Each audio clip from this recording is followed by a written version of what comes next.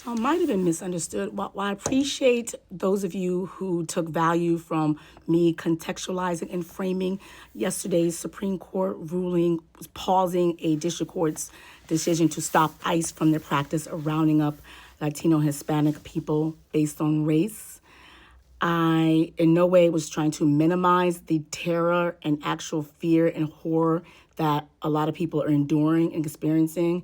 And as a matter of fact, I did say that I don't think that what I'm sharing might give you any hope or make you feel better. Heck, it doesn't make me feel better.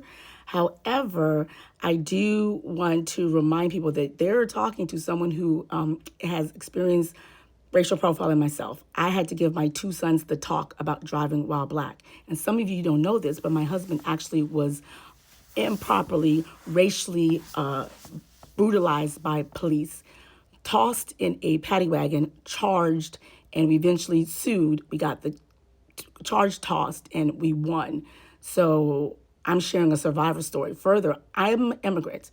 I come from a family of people who survived the ICE raids, which was called INS back then, of the Reagan era of the 80s, which was horrible. Some people self-deported, some people got deported. Others lived to tell about it and survived through Reagan's amnesty program. Now, so what I'm sharing is not saying that I do not value or do not appreciate the horror of it. In fact, as a member of the 92 percenter, we tried and worked hard to get some of you and your members of your family, your uncles and aunts, to understand what we were saying and not vote for this guy.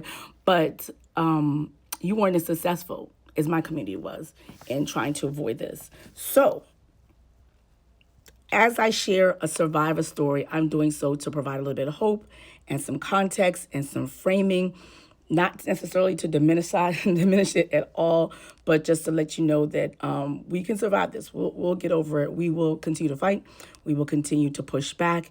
And by all means, do not jump in any black person's comments and tell them we don't know what's going on and we haven't threaded the needle and we're not connecting the dots, because like hell, we're not. We know what's at stake.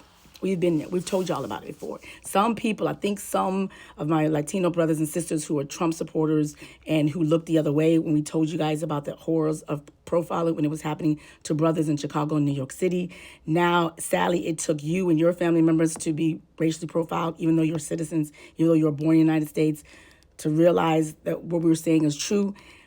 Now that you know this, we can come together for a brighter future, fight them, toss them all out in the midterms, and get common sense immigration reform and change this world, change the United States and make it a little bit better. So I hope that's helpful. JJ Legal, each one teach one. Share this video for someone who might benefit.